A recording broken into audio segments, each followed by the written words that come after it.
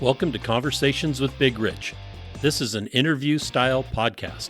These interviewed are all involved in the off-road industry.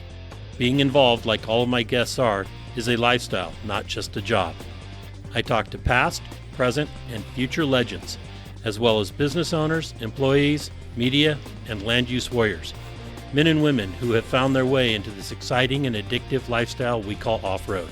We discuss their personal history, struggles, successes, and reboots. We dive into what drives them to stay active in off-road. We all hope to shed some light on how to find a path into this world that we live and love and call off-road. Whether you're crawling the Red Rocks of Moab or hauling your toys to the trail, Maxxis has the tires you can trust for performance and durability. 4 wheels or 2.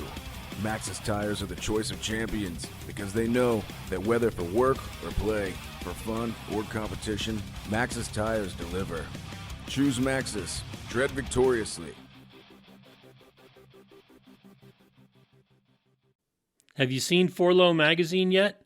4Low magazine is a high-quality, well-written, four-wheel drive-focused magazine for the enthusiast market. If you still love the idea of a printed magazine, something to save and read at any time, 4Low is the magazine for you. 4Low cannot be found in stores, but you can have it delivered to your home or place of business. Visit 4lowmagazine.com to order your subscription today. On today's episode of Conversations with Big Rich, we have Nate Hurst. Nate is a rock crawler. He is a spotter. He is the co-promoter of the Delta Classic Rock Crawl, and he's been around our scene for quite a while now. Most of the people that are competing now would know who he is, whether they're East or West Coast. Nate, I want to say thank you so much for coming on and sharing your story with us. Yeah, glad to be here. Thanks for having me on, Rich. So let's jump right in, and I'm assuming that you're a Utah boy. Yes, sir. So I was born in Taylorsville, Utah, born and raised.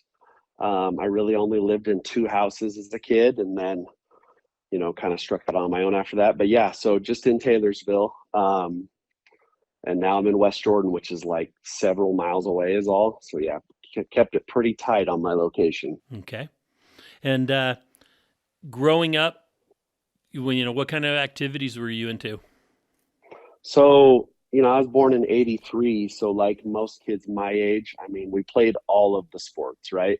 That was just a part of growing up when I was a kid. Right. And sadly, it's not really a part of growing up now, it seems, at least with my kids and their friends. But yeah, I played basketball, baseball, soccer, a little bit of football. Like I was always playing sports and riding bikes and skateboarding, and just it seems like most of it is geared around being outside, honestly. So.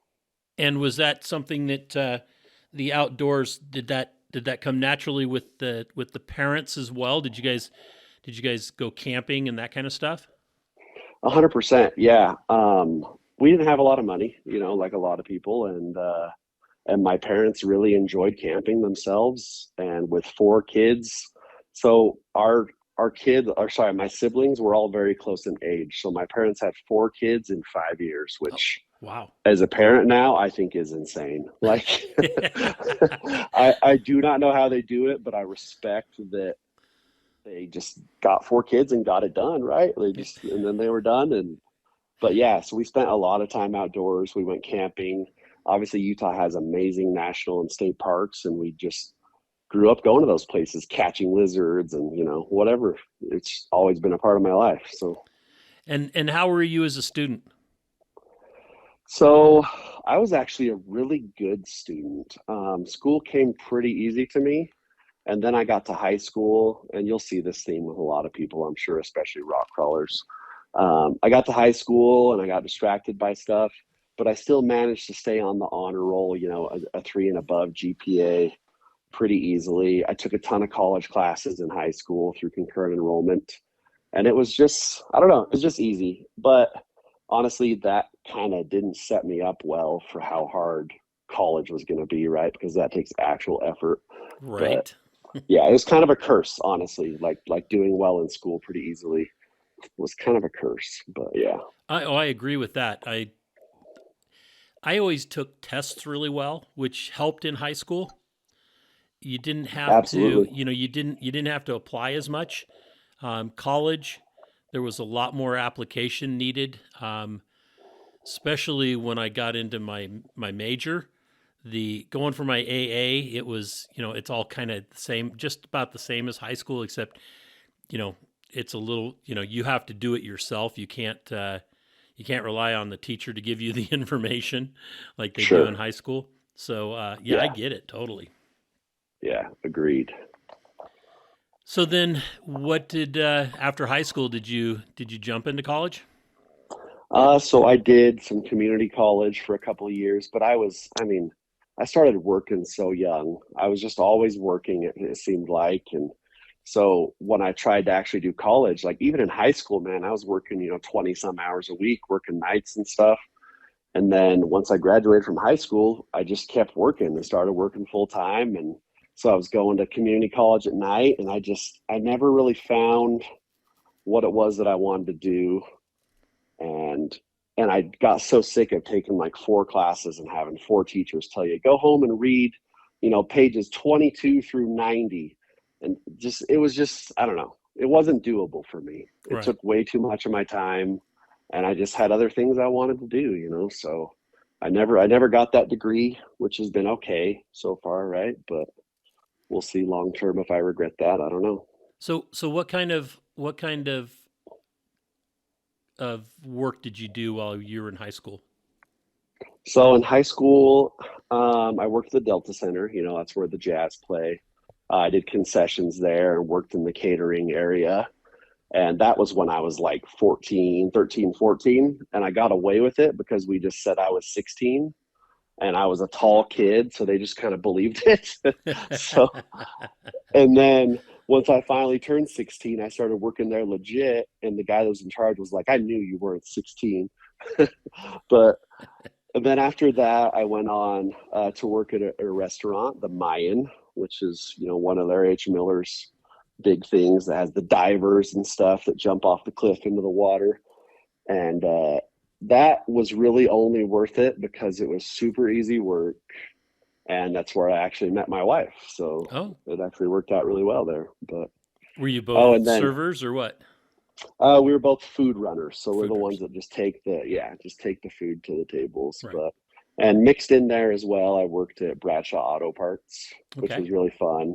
Kind of gave me like a little bit of a foray into automotive stuff, and which was really fun. But yeah, So did you after after that working those three jobs, high school, is that when you what were you doing when you were in college? Same thing?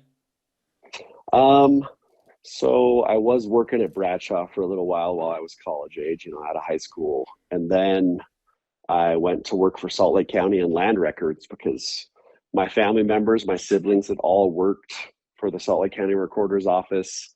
It was a good temp job. And, if you were lucky or unlucky now looking back, you'd get hired on permanently, right? Doing that government work. But Are you still there then? Is that why you said that?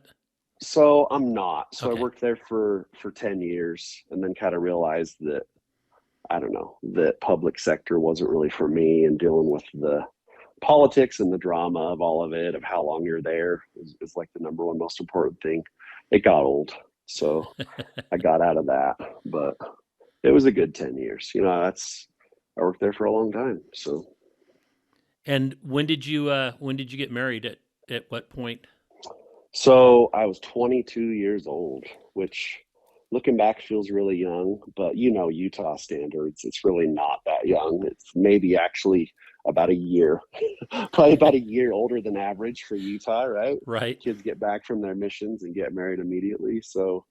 Um, so yeah, 22 years old. We'd been dating for 4 years at that point. So no one was really shocked that we got married, right? Not a real shocker, but yeah. And you And were working at that point then you were at the working for the county. Yep. county, right? Okay. Yep. Yep. So I had, what we thought was a stable job, and my wife had a good job. She just barely left Men's Warehouse to work for a drug rehab, actually, just on a whim. A guy she worked with said, "Hey, come work with me over here."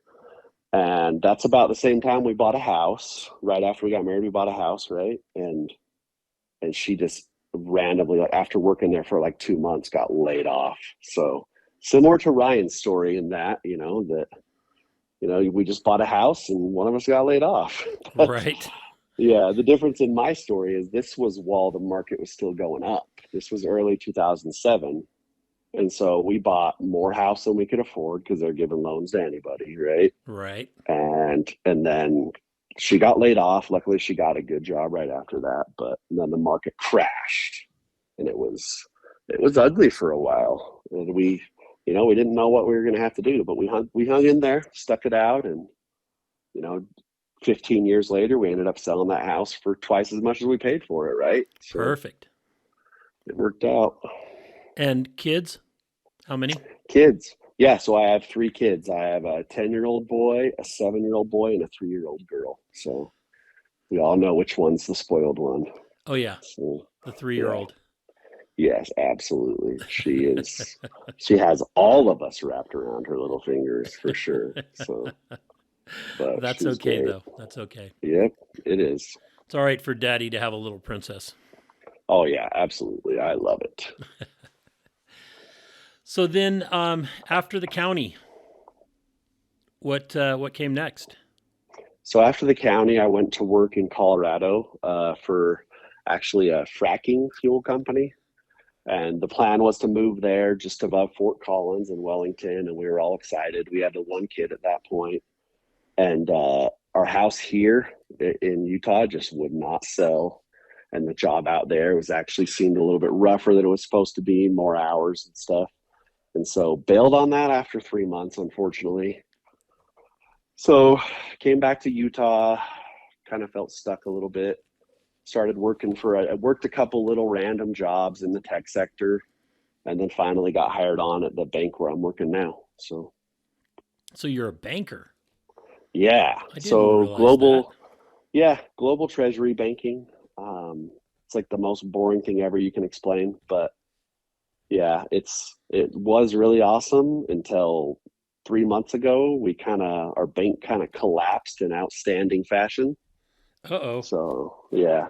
So it was very It wasn't that all one over. that we heard about down in Silicon Valley, was it? It absolutely was Silicon Valley Oh, Bank. Yeah. shit. Yeah. So I've been there for 9 years. My wife's been there for 16 years. She also works there.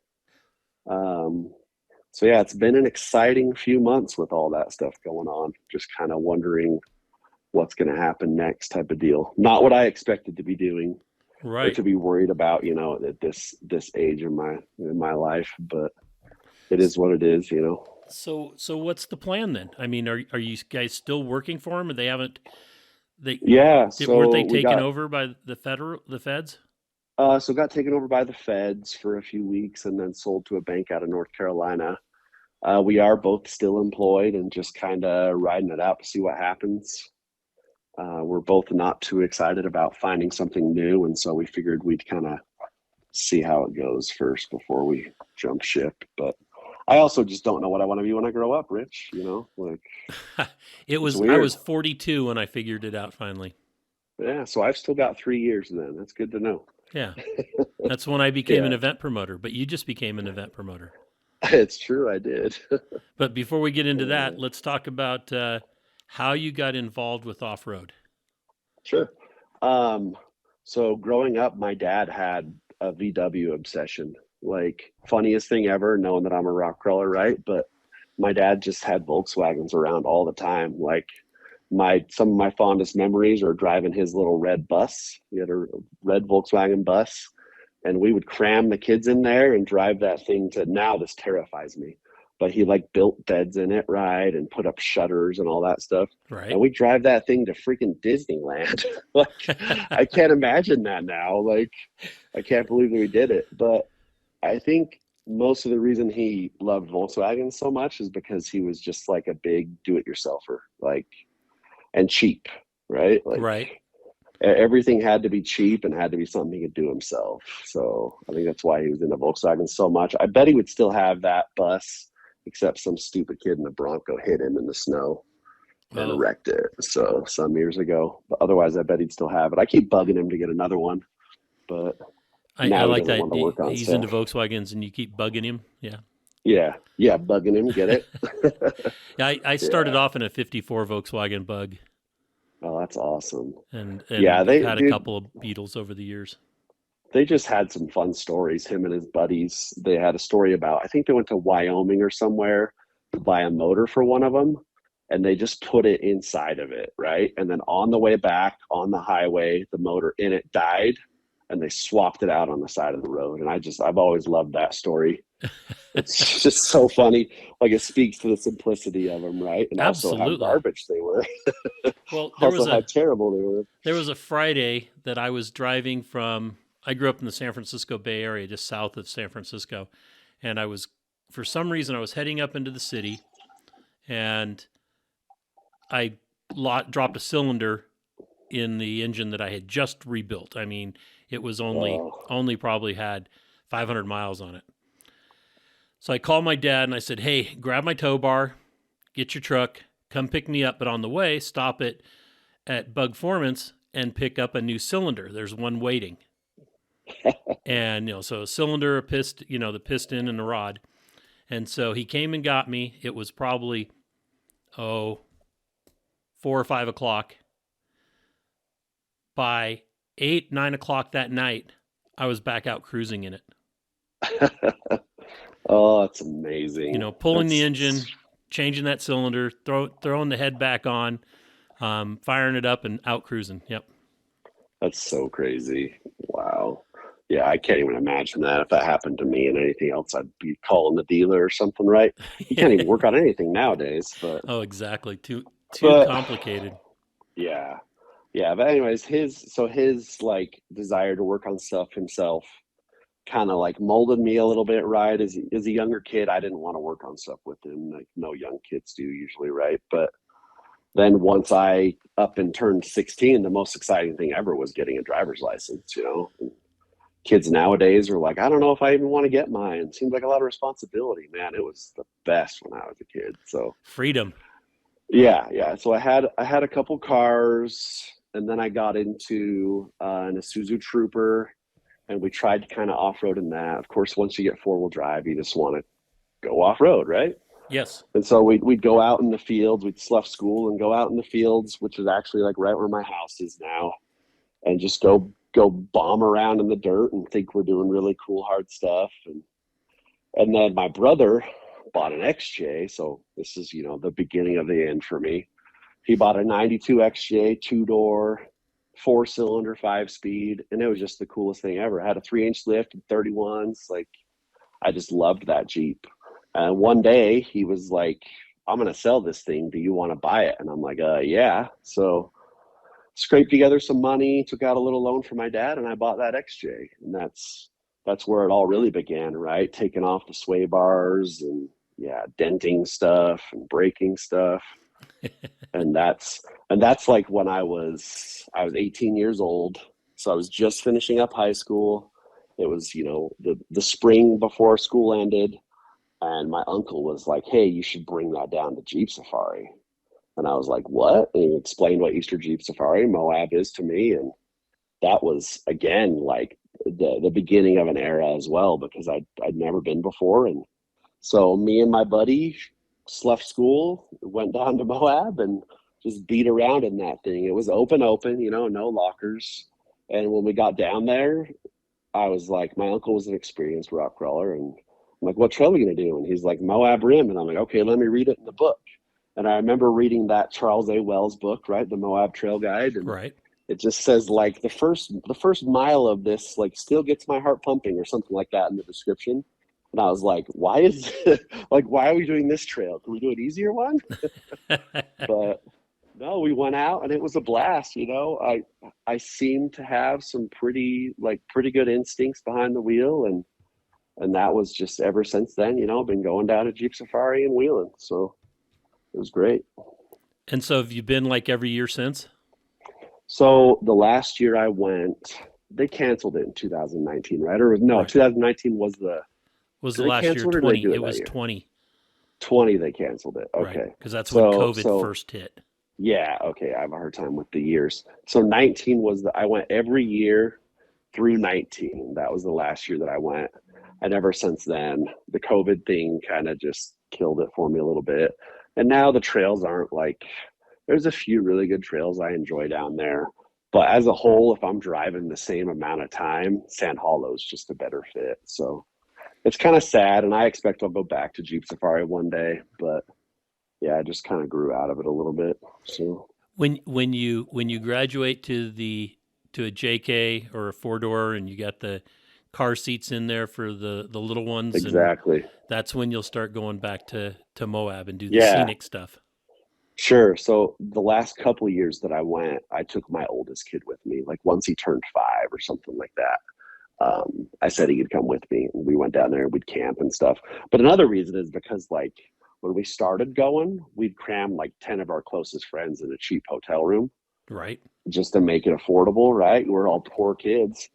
And now that's not a thing. There's not a cheap hotel room in Moab. It's like probably about the same price as a hotel in Paris or something like that at this point. It's outrageous down there. So that was another reason we kind of strayed away from it. But yeah, it's Sand Hollow's still much better for that. oh yeah, and not having a trailer everywhere is so much better. But yeah, and then that XJ, I ended up breaking stuff on it, and my uncle had a plasma cutter, and I got carried away, and I cut that one in half and tubed it out, and put Wagoneer 44s on it, and it was a blast, man. But it eventually, when I bought the house, it was like, well, I got to make the mature decision and sell the XJ. Rather have a house, but that's Right. okay. We all get there at some point, so no big deal. But that started your obsession with XJs. Absolutely, yeah, And how yeah. many It have you was. owned? So I had that one. I had like I had a Comanche that had this big plan of like putting a 4.0 in. So I bought a donor XJ for that one. The Comanche had problems and pissed me off, so I sold that and the donor. And then in 2008, I bought the current one that I have, Snowflake. So had that thing for 15 years, which is disgusting because XJs usually don't last that long. But as you know, I've made some modifications to make it last a little bit longer. But yeah, so I finally bought the 93 in 2008. And yeah, I've just had that thing forever. It's ridiculous. But yeah, and then I think I probably will have it forever at this point. I don't really ever see selling it. So Got to have things one that like, your oldest can start driving, yeah, oh man, he would freak out especially for after you sure. get your buggy So done, yeah, eventually. because you're building a buggy, correct? Yes, I have been building a buggy. It's been a few years now. I took a whole year off of working on it while we were moving and getting settled in the new house and stuff. And then I was making some good headway on it over the last few months, but then the work drama hit and I've cooled off on working on it kind of. But the motivation will come back and I'll get it done. So Right. I'm not worried. Cool. It'll happen. So then, I guess plans for the future are kind of might be kind of on hold to see what happens work wise, since you're both working for the same Yeah. company, and kind of things are in limbo. I mean, not. I mean, you're still working, but you don't know Yeah. what the Yeah. the new bank is going to do with the old bank, right? Sure. Sure. Yeah. It's definitely kind of a tense time for sure. But I'm Eh, still going to go rock crawling, I tell you that. Right. So yeah, getting excited to get back out there a little bit for sure. But we started doing that, and I mean, it's insane to think that I've even known you guys for this long. But I did Delta in 2014 for the first time. That was my first competition, and I mean, let me fast forward even farther back from that. I went to like, I don't know if it was U-Rock or Supercrawl, but I went to one at Rocky Mountain Raceway, and I went to one in Ogden in a like stadium place. And I just thought like this is the coolest thing ever, right? Like I was fresh out of high school and I had my Jeep. I was just like, I can't believe people do this. Like it's so amazing. Like the Carnivore was there. Remember that cool buggy? Oh yeah. That was during those. It was like the heydays, right? And they had the huge obstacles at Rocky Mountain Raceway. And I'm just like, I can't believe these guys get to do it. Like I wish I was that lucky. But and then fast forward 10 years or so, and I met Ryan and he talked me into Delta and I did that. And then, then I loved it so much and we won. And so I was like, let's go to Rangeley, like he said, when you talked to him.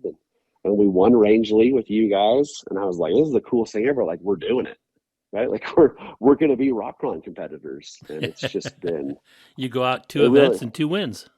yeah, it really was like I can't slow down now, and with Idaho X Rocks and won there as well. And then like we just got hooked on it big time, and finding someone that's as committed to it as you are and Ryan, right? Like once I had a spotter that I knew I could count on, it was like, crap, like we're gonna do this thing. So, and we have some ridiculous stories with rock crawling. Like some of the stuff we've done is so crazy. And to you, the drives are really short, right? Like we've talked about that before. You guys drive across the country 5 times a year or something. Right.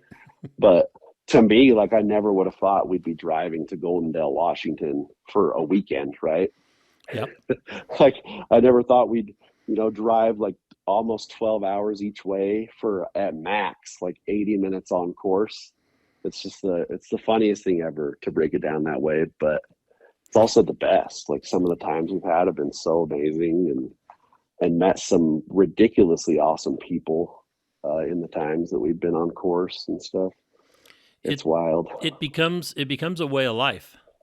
Yeah, You know, absolutely. it gets into your bloodstream, you might say, and it's something that you got to do, or that because the people are what really make the sport. Yeah, for sure. They are. And it doesn't matter if you're trail wheeling or competing. Yeah, 100%. Yeah, trail wheeling was always a real blast, go out there with your friends. And we were always kind of competitive anyways, me and my friends. Like we'd try to pick a harder line than the person that was before us and show them up a little bit. So the competition aspect was like super natural for me. And I still don't get to this day when I ask someone why they don't compete and they're like, oh, I'm just not competitive. And Ryan and I have always joked like, oh, you're afraid you're going to lose. Like it's so the funny. Big fish, little pond syndrome. Yeah. Like everybody will go out and buy an competitive. X-Comp buggy. Yeah. I mean, the first time I witnessed that, we were doing an event in Disney, Oklahoma, and I look up and I see Joel Randall's old ARCA car, which was a national champion car. And sure. I mean, the paint job was one of those that you just knew it. And I looked up there and I'm like, why is Joel here and not competing? What's going on? I found out that Joel had sold the car, and it was a local guy in Oklahoma that had bought it. And I said, somebody go up and ask him, once they told me the story, I said, somebody go ask him why he's not competing. And the guy goes, oh, I'm not competitive. I don't have a competitive bone in my body. And I'm like, then why did you buy a car like that? If you're not trying to outdo everybody else, why did you buy a national championship car? It doesn't make sense to me. I don't get the not competitive thing anyways. Like, how does that bloodline survive, right? Like, how are you not a competitive person? Like, day to day, like what do you do? Like, how are you not competitive? I don't understand. They're not the hunters, they're the gatherers. Yeah, seriously. Like, you're a gatherer, bro. I don't know. It's weird. But yeah, it was supernatural for me to just want to compete and want to do ridiculous stuff with my friends is kind of what it comes down to. But man, we were at Idaho X Rocks. It was 2015. And that event was awesome. It was so fun. Small event, just like Delta, right? And so we're there in Ryan's big TJ on 42s, and he's before me on course, and he goes up over this huge bonus line, and it's a big drop down the backside. And so I'm on course, and we have some autonomy at this point, even though I've only been competing for like a year. And we're on radio, and he's like, "Well, are you going around for the bonus line?" I was like, "Yeah, I'm doing the bonus line." And I drop down over it, and I have too much speed, and my XJ is too low and crappy, and my nose just sticks in. And that's the one that I have the amazing picture of that thing standing straight up on its nose. And of course, it went forward. And at that point, I had a cage that it was a hybrid cage kind of over the body and stuff, and it just crushed it. And to make matters worse, my gas cap, like on my fuel cell, popped off, and fuel is flying out, and Tate and Todd are on the mic saying, "Get out, get out, get out." And I'm like, "Oh man, this is not this is not great." So we scramble out, we get it tipped over, take it back to our camp just over across the way, and use a high lift jack to bend the cage back up. And we're like, let's get back out on course. So the next course we go on, sort of a similar course. You have to go down and you have to go up and over this culvert that's like halfway buried in the ground. And no lie, I go over it, and the traction was way better than I thought. And I seriously stuck the bumper in again and endoed it again. And it was just 2 courses in a row, I endoed the stupid thing. And that's when we're like, hey, we're done now. Like that's like a hard stop, right? And I get it home, and it is just twisted every which way. It is insane. So that's why it looks like it does now. That's why I cut the unibody off behind the driver's seat. Like, that thing was so mangled. And at that point I was like, man, I don't know. But it never at any point in that, the whole point of this is like, I never thought I'm done with competing. It was just, man, I got to get this thing fixed up so I can go back out. Like, it's just like, I got to get it fixed so I can keep competing. Like, you think I'd be like, if I was smart, I would have been like, competing stupid. It ruins everything, right? Like, it just makes you do dumb stuff. But no, it was never that. It was always, yeah, I got to get it fixed and get back out there. So obviously I did. So what are some other good stories about competing? Talk about the time coming up to Vernal for the first time. Oh, what was that like? Or not Vernal, I mean Rangeley. Oh, so Rangeley, going there for the first time, it was so weird. Like, we were so nervous. We were so nervous that it was going to be like people were going to big time us, right, and not want to talk to us or something. We're the new guys. But man, it was the exact opposite. Like, we got the instructions off your website or something, how to get there. And Rangeley's just this tiny little town. And we go around the backside, and the weirdest part, I think, is rolling in at night, and everyone's just like in their tents or whatever. Some people are out partying, right? And just like, okay, I guess we're going to camp here. Like, that was a really weird thing back then. So we just camp, and we get up in the morning, and we're both freaking out. Like, what is We Rock going to be like? Is it going to be crazy? Like, is everyone going to be way too cool for us? But it was the best. Like, we met Bryce, Santee, and Parker, and we're hanging out with them and their little Blue Samurai. And that was also the beginning of something, right? We competed against them a ton. Right. And I think Jim Horn's daughter was competing in a big old YJ or something like that. And then some Toyota guys. And it was just, yeah, we were over the moon to be there, but we were super nervous. But I still get nervous before courses. So I don't know if that's really changed. But so we're out on course. And we, on this one course, we're like, okay, when we get to that gate, it's kind of off camber. We're going to have to power out of it. And we hook up a spotter strap. And Ryan's like, go, go, go. And I totally, like, barely hit the throttle and roll. And it rolls over, and I'm on my lid. It's totally upside down. And this is the best part of this story, is I've never been completely upside down sitting there before. And so I just pull my harness, right, pull the tab off my lap belt, and I drop on my stupid head. Ryan is going to love to hear this story because he still laughs about this one. It's like, what were you doing? Like, I didn't put my hands up. I seriously just dropped on my head. And I crawl out, and he's like, let's push it over and keep going. And so it's on its lid, and we push it, and it's downhill. So we push it, and it rolls over and lands on the wheels, and the wheels nearest us keep going up. And we're like, this thing's going to roll down the hill like 6 times and kill people. But luckily it settled back down. And I was just like, oh man, like we really didn't plan for that. Like, that was a spur of the moment thing. Like, let's roll this thing over. But I got back in, and we finished that course. So, and went on to win that weekend. It was awesome. That is great. Yeah, it was. I swear that, like, the hard times on course, especially if they work out, like, you're forged in the fire, and it just makes you love it more. And we've had plenty of that on course, plenty of hard times. So, but it's always just been a blast. And then, like, not long after that, Jesse started the Silver State Rock Crawl, right? Right. In Reno. And we were like, you know what? Like, we'd met Jesse. We thought Jesse was the coolest. Never really talked to him much because we're still just these little peons. But we're like, we got to go out there and support Jesse. So this was probably like 2016. And so we take Ryan's TJ out there. It might have been 15 even. I don't remember. We take Ryan's TJ out there. It's like a 9-hour drive, right? And we go on our first course. We don't have a lot of experience with this TJ because he just got it. And we break a stub shaft. And on that same course, we roll it all the way over outside of the course. So we didn't even finish. And so it was broken, right? It also broke the fuel cell.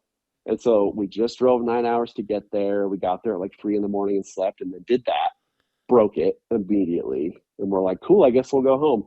So that's one of those stories of, 18 hours of driving for less than 10 minutes of trail time or of course time. And it's just like, again, it wasn't ever like, what are we doing? Why are we doing this? It was like, man, we got to get this solved, like figure out what we need to do better. And that's always been, like, especially after competitions, we won't even turn on the radio on the way home. Ryan and I just talk about what we need to improve. And that's weird, right? Like even those long drives, we just talk about what we can do better, what we thought went well on the courses and what didn't. And again, that's the competitive spirit, Trying to figure out how to make it better. Yeah, exactly. And then it gets even better. The next year is when it changed to Supercrawl, still out in Reno. We drove out there. This time we took my Jeep and his CJ, and we're just going out there to compete. And up the hill to the courses, his CJ loses the 9-inch, like ring and pinion just broke. Up the dirt hill on the way to the courses before even running a course. Wow. So really, like, I think the point of these stories is Ryan is really resilient or stupid. He's had such bad luck. But I like the word resilient. Yeah. I think stupid's better, but well, yeah. So he broke his CJ. I went on to finish my courses and got second, but a dude complained that my XJ had like 60% body instead of 66% body to fit in my class. And that guy was conveniently in third place. And it was after the competition had ended. He complained. So he got bumped to second. Jesse hated to do it, but he did it anyways. And I got bumped to third. But I have the big check for like $45. So you hang it up in my garage. And I just scratched out the third place and put second place on it. So as far as I'm concerned, it was second place. But that dude had 40s, man. He was in a linked Toyota on 40s. And he complained about my XJ, which was on 33s at that point. Like, I would have told him to man up and take his panties off and put boxers on and quit whining. Dude, the best part about that whole situation was after it happened on social media, I kind of put what happened, right? Explain the story. And the amount of people that I didn't even know that came to my aid to be like, that dude sucks. Nate, you're awesome, was really reassuring, and at that point I was kind of like, okay, we're making it here in the rock crawling scene. Like we're getting somewhere, right? People are realizing that we've got something, whether it's resiliency or whether we're stupid. Right. Like we've got something and we want to do this. We're passionate about it. So that actually ended on a good note, right? But I don't know. It's like those stories are the wildest thing. Like I remember we were about to get on course in Baghdad. It's the first time we've gone to Baghdad. And like I said, I still get jitters. Like before my first course, and Ryan's the same way. He'll try to say he's not, but we're nervous. Like I'm nervous to get on course, whether I'm spotting or I'm driving, right? Like two different challenges that are both hard and both nerve-wracking. Right. So we're about to get on course. And this is a cute story. You'll like this one, Rich. And I'm just freaking out, telling Ryan, over the radio, dude, I'm freaking out. What are we going to do? This is when we're in pro mod, right? And I'm just like, what are we going to do? These courses are so hard. And he's like, dude, remember, we're good at this. And I'm like, oh, that's the coolest thing anybody's ever said, right? We'd only been doing it for a couple of years, but we're having decent success. And I'm like, dude, I'm making a sticker of that one day. When I one day have a buggy, I'm making a sticker that says, remember, we're good at this. So it's going to be right where my eyes, right in my eye line. Because, dude, just even in life, right? It's important to remember that you're capable, right? You can do hard things. Right. And so it's probably the nicest thing Ryan's ever said to me, on course or before or after a course. But because he can get a little hot-headed. Dude, he used to get so, I'm glad you brought that up. He used to get so mad on course. A couple times he'd like throw his helmet and just like get pissed off, take his radio off and throw it on the floor. Like he would get so mad. And I know he mentioned this on your podcast too, that he said like, wow, this whole like not getting mad thing is really working out. But before that, like that day that he said that, he's like, hey, so I decided like I'm gonna try to just like stay cool and stay calm on course and not yell at you. And I was like, wow, so like what I've been doing for all these years to you, good idea. Like, wow, what a like groundbreaking idea to just chill out. But he really has brought it down quite a bit. He still gets mad sometimes, but he pouts a little bit or I pout a little bit and it's fine. We're a cute married couple like that, I guess. I don't know. Dude, we have spent because when we travel to events, right, a lot of times it's just me and Ryan.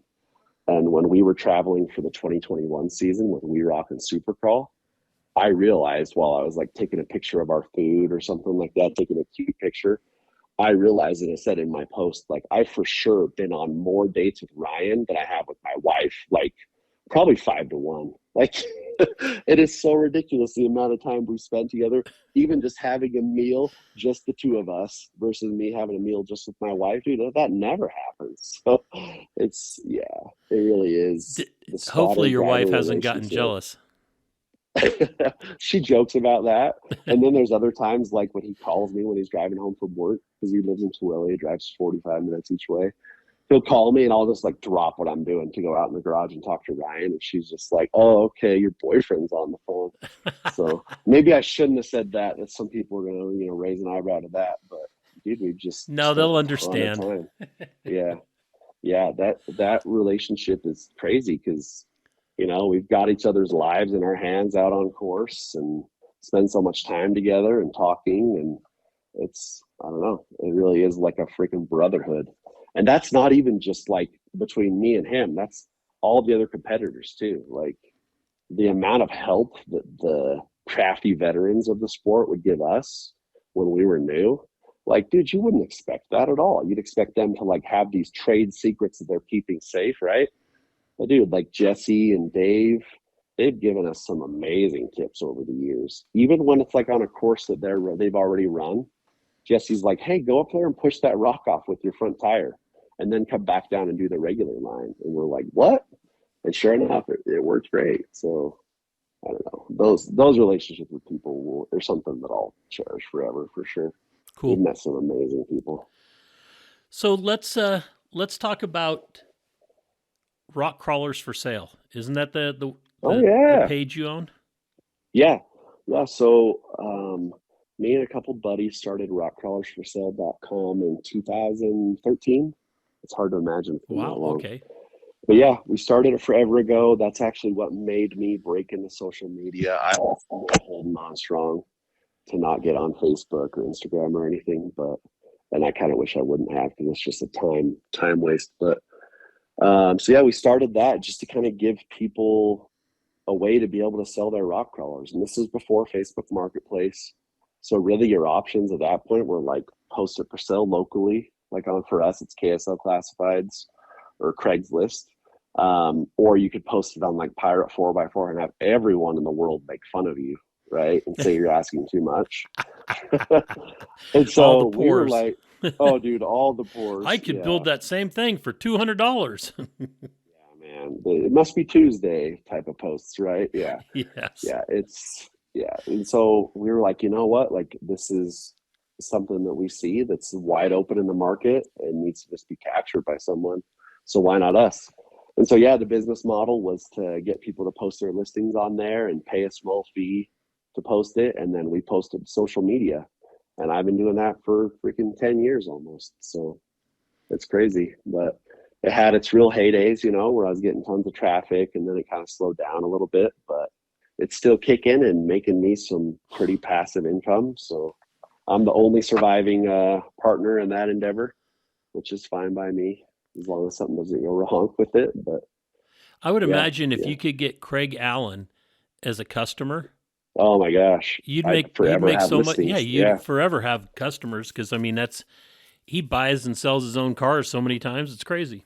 He absolutely does. But the only thing that sucks about that is like when friends ask me if I can post a listing for them, I'm like, yeah, sure. And I just do it for free anyways. But don't tell anyone, right? Not everyone's going to hear this. But yeah, it really is like Don't bet when on fellow that. competitors. Yeah, yeah. When competitors ask me, especially, I'm just like, oh yeah, I'll just post it for you for free. But yeah, they earned it by being competitors and being awesome. Right. Yeah, that's rock crawlers for sale. Cool. Anything else you got going like that? A business that's not your not the banking. No, the only other one I have is Delta. That's it. Is our Okay. LLC that we started for Delta Classic. But yeah, Well, yeah, I probably should have more side hustles, but yeah, let's talk about Delta. let's do it. So we brought in Jake as a partner with We Rock. So we Hmm. were looking at what events we were going to continue to do.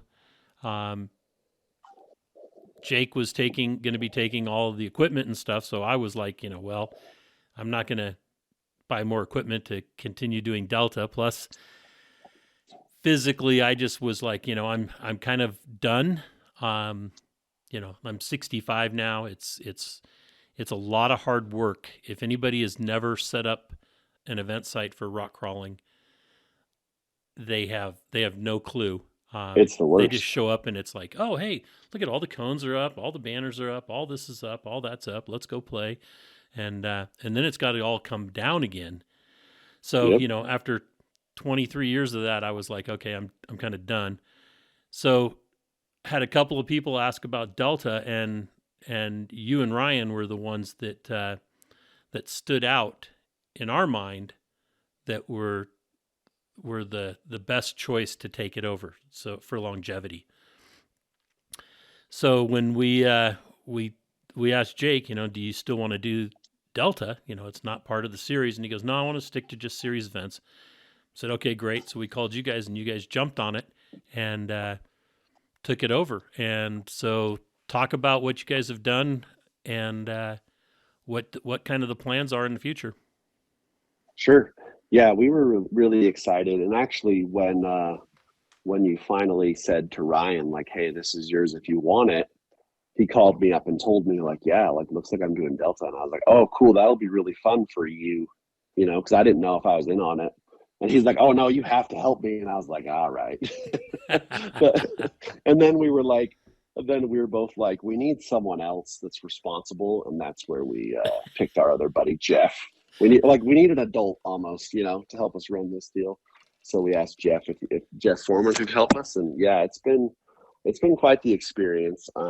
Definitely kind of makes me realize how much work goes into running an event. Obviously, um, setting courses is just like such a disaster. It is so much work. We took 2 full days to set courses this year, and it's just, I don't know. Delta has been a wild ride. But that being said, like, we wanted to make sure the event kept going, right? It's in a small town. It's about all they have there, if we're being honest. Obviously, you've been there. It's such a Right. tiny town that it's probably the only reason people drive into that town is to come to the rock crawl. Or they And get the stuck locals on 50 absolutely and love have to it. drive through. Yeah, yeah. They don't have a choice but to pass through there. Yeah. And then when they come Otherwise, they through, it's never like, would. what is this? Yeah. Yeah. Well, and it's the coolest thing ever, too. That's where Ryan and I both got our start in rock crawling. And it's right off of the main road. You see the tube, the ridiculously huge obstacles.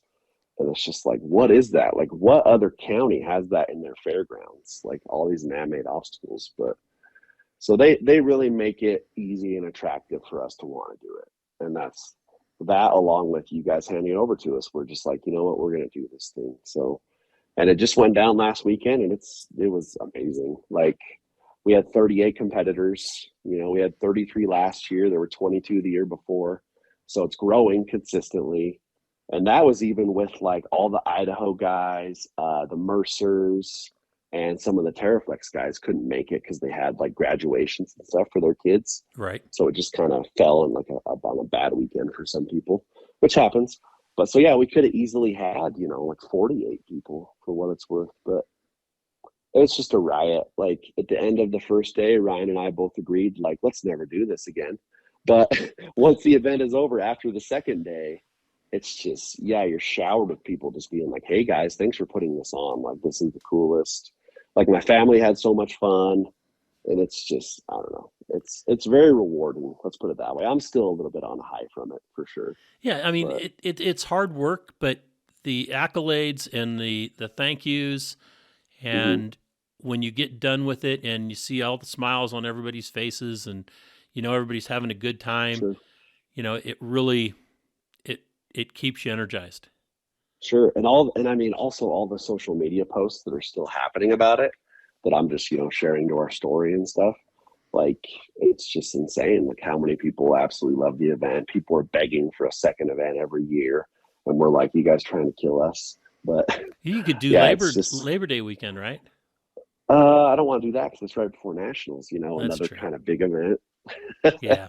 Still got to make it to that one. So we've discussed maybe doing something in October, but we've also wondered about doing kind of a training style event to take people out there and just show them like some basic rock crawling stuff. And I think that would actually go really well. But yeah, it's a special event. And I have to say, your granddaughter, Peyton, she was spotting for Little Rich. Yeah.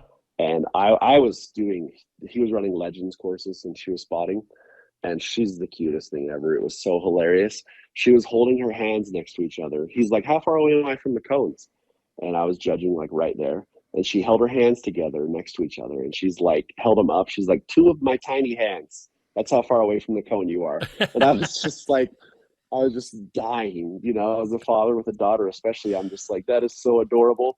And then on another course with me, he's like, where's the cone at? And she held her hand straight up in the air like we normally do.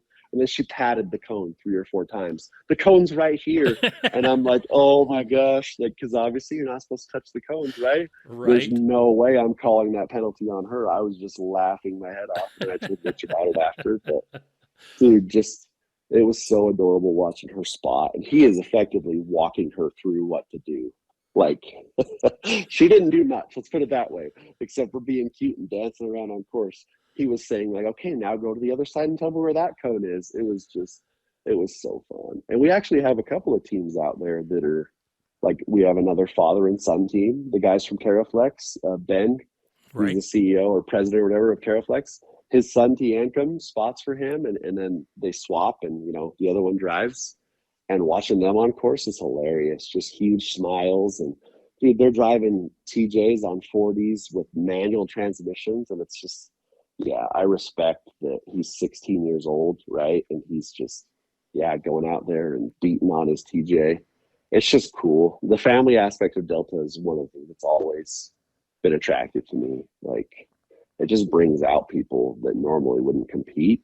And we don't know why that is, because I've always obviously been an advocate of people going to We Rock events, but for some reason they just think, just like we did when we started, like, oh, it's too big time, and it's like, Yeah, nah, it's man, going to be come too out. hard. It's too. I hear that all across the country. It's crazy. Yeah, and it's not. I mean, that's why we started the No, sportsman classes and have the tamer obstacles. The yeah, pro courses. I tell people the first time they come out, they'll call and they'll say, well, yeah, I want to come out and do the pro courses, and I'm like, what are you driving? Oh, I'm driving a Toyota pickup truck. It's linked though, it's full body. I'm like, sweet. You really want to try the other ones first. Yeah, absolutely. I mean, first time Uriel came out. Oh yeah. With the Undertakers. It was him and Jeremy Hammer and a couple of others. I just remember those two specifically. And I had gotten called by Andrew McLaughlin and said, hey, we're with the Undertakers. We're the most extreme hardcore rock crawling club in America. And Arizona guys, right? Yeah, the Arizona guys. And we want to come out and compete at We Rock, but we don't want to be on the easy courses. We want to be on the hard stuff because that's all we drive is real hard stuff. And I said, well, tell you what, come out and run the sportsman classes on day 1. And then if you guys are not happy with the courses and you think they're too easy, we'll move you over. We'll move your group over to the big courses, the A courses, and then you can give it a try. And after that first day, I asked him, I said, so where do you guys want to run tomorrow? Oh, we'll stay on the C courses. Because it's Yeah, still these are fine. extremely difficult wheeling.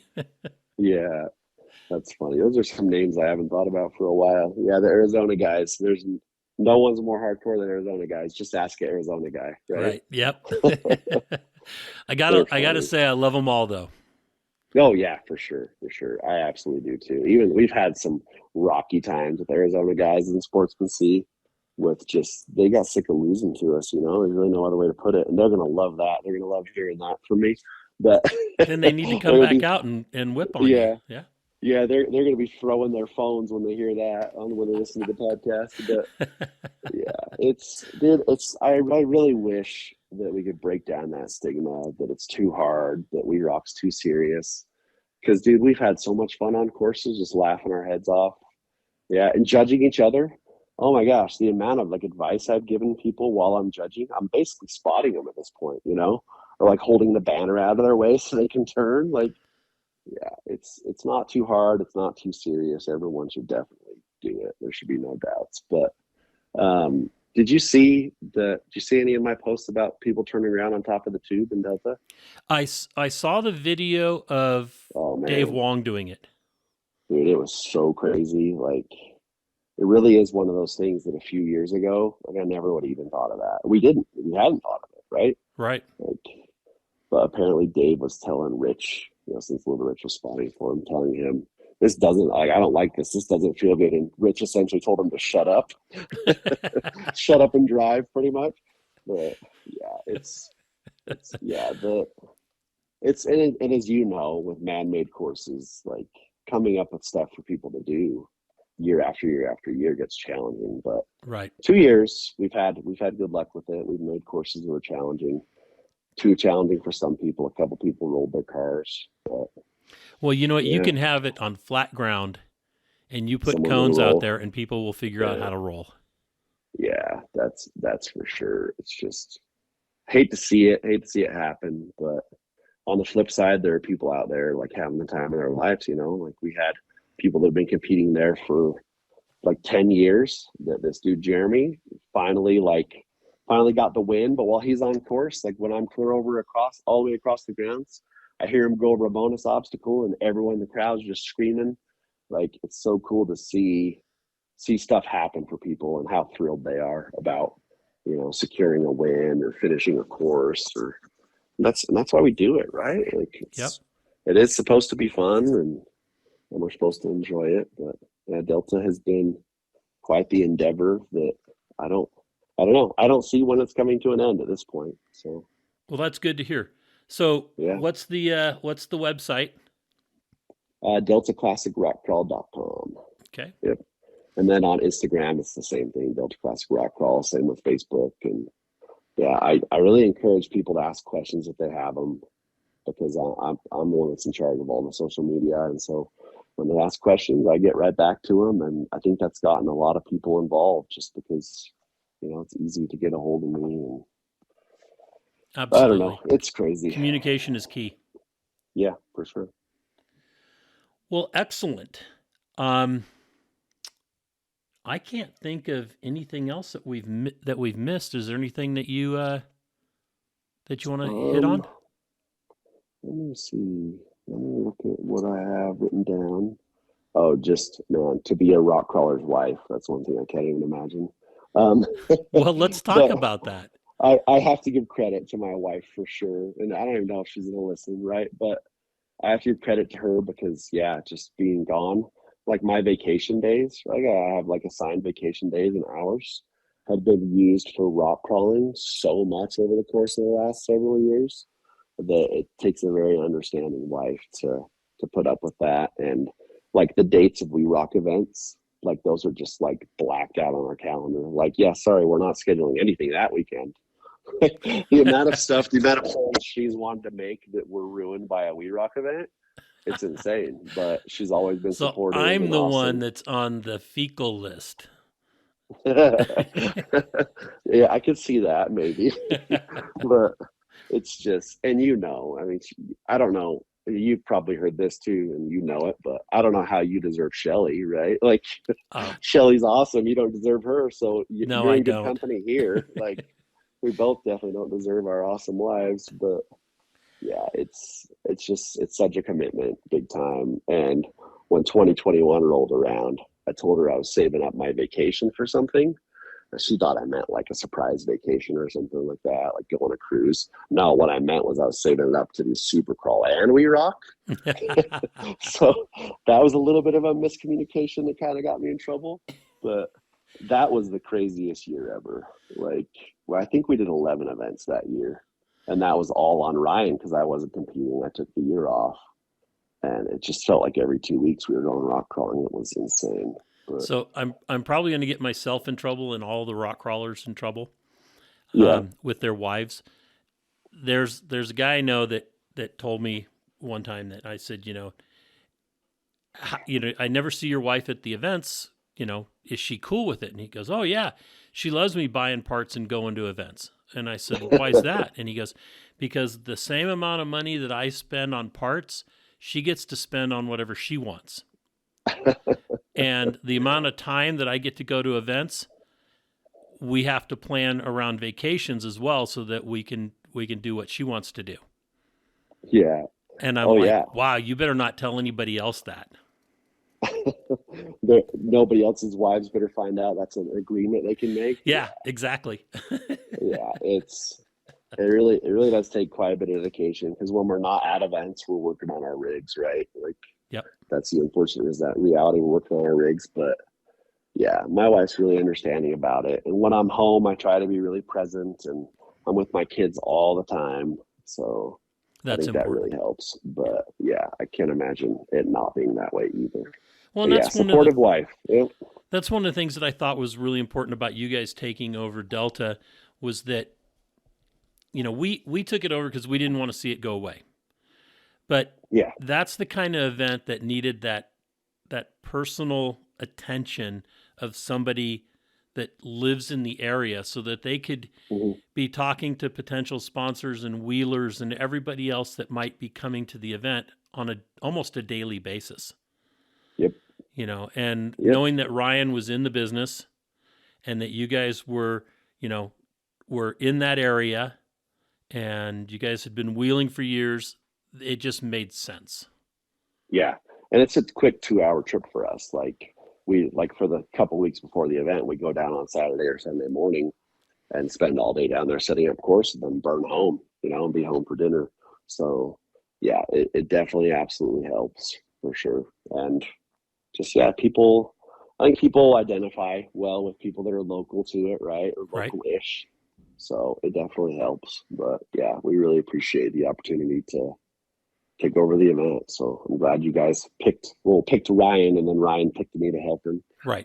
Well, I knew that you were going to come along with Ryan. I mean, that's just it's Ryan like buying a left-handed. You don't go out and buy a left-handed glove. You buy a pair of gloves, and that's what we were looking at, is you guys being that pair of gloves. Yep, we are quite the pair, that's for sure. Well, Nate, I want to say thank you so much for coming out and spending some time and talking to us about your life, about the stories that you've told, and about Delta. And everybody remember, Delta Classic Rock Crawl is going to stick around, and that they should talk to you on social media and get involved. 100%. Yeah, and I just want to say thanks for all that you've done over the last 20-some years. Keep the sport alive. There were some dark times, some not good attendance, and you guys kept it alive. And thank goodness for your awesome wife, Shelly, right? Yeah, to help keep you on the path to keep it alive. So yeah, because I know she's behind it. So like I said for years, in 2009, that was going to be my last year. Yeah. I just looked at it like, this is, the economy sucked. The attendance was sucking, trying to get sponsors to help or marketing partners to help, to make it happen just sucked. And it was way too much work. And there was way too many personal problems that I was going through at the time. And it was just like, I give up, I'm done. And she was like, no, I'm retiring. I want to keep this going because I don't want you to go to get into a regular job. So let's go out and do this full time, and let's figure out a way to do it. And, with her help, we were able to do Yeah. that, and I'm glad it happened. Yeah, thank goodness for that. My life would be very different in a lot of lives. So Yes. we appreciate you guys for sure, Big.